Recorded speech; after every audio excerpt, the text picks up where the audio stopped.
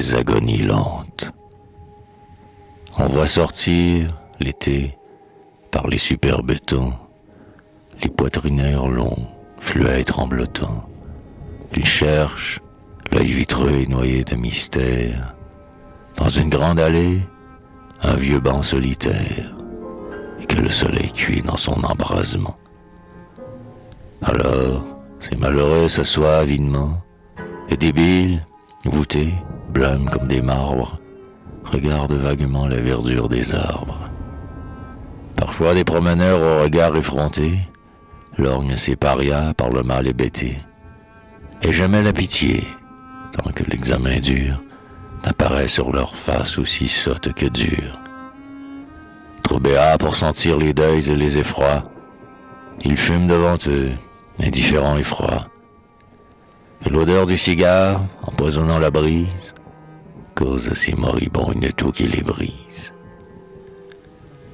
Eux, les martyrisés, eux, les cadavéreux, comme ils doivent souffrir de ce contraste affreux, où la santé publique avec son ironie raille leur misérable et cruelle agonie.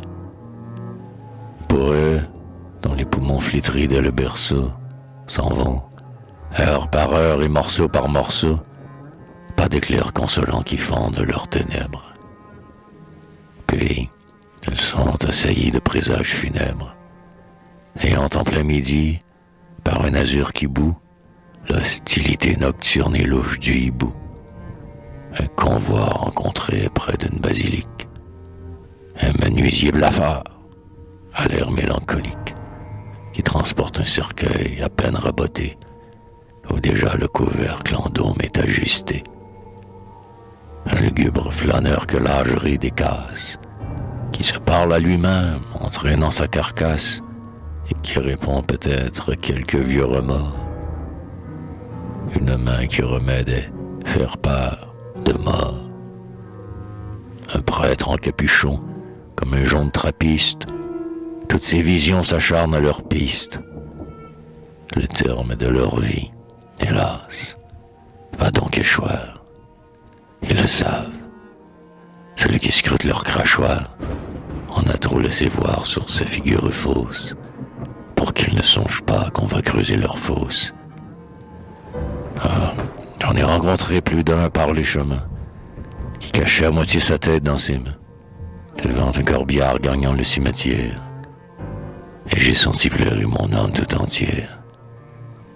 À quel frissonnement, à quelle intense horreur s'envoient ces vivants écrasés de terreur, quand ils rentrent le soir, au déclin de l'automne, dans leur alcôve tiède, ancienne et monotone. En proie à la plus sombre hallucination, dans un morbide élan d'imagination, sous un mal qui les mine et qui les exténue, osent-ils supposer que leur fin est venue, pour assister d'avance à leur enterrement? Voient-ils les invités entrer sinistrement, dans la chambre où leur bière étroite et mal vissée souffle la puanteur infecte et condensée? Entendent-ils causer les croque-morts tout bas? Sentent-ils qu'on soulève et qu'on porte là-bas, sous les panaches blancs de la lente voiture, le bois rectangulaire rougit leur pourriture? Dans la nef, aux accords d'un orgue nasilleur, sur le haut catafalque, au milieu d'un brouillard, dansant, qu'on fait brûler auprès d'eux sur la pierre, pour combattre l'odeur s'échappant de leur bière, entre des cierges gris aux lueurs de falots, appelés par des voix qui étouffent le sanglot, et pleurés par des chants d'une plainte infinie. Voit-il qu'on est au bout de la cérémonie mortuaire, et qu'on va les jeter dans le trou? L'entrée au cimetière, un sol visqueux et mou, les enterreurs au bord de la fosse qui s'offre, le brusque nœud coulant qu'on passe autour du coffre, qui s'enfourne et descend comme un seau dans un puits.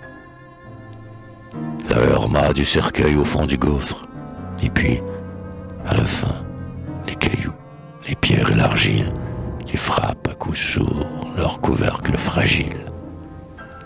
Tout cela passe-t-il en frissons désolés, au plus creux de leur âme et de leurs os gelés, que dans un soliloque amer et pulmonique, ne pouvant maîtriser la suprême panique, crie-t-il « Grâce au destin qui répond, non, la mort. »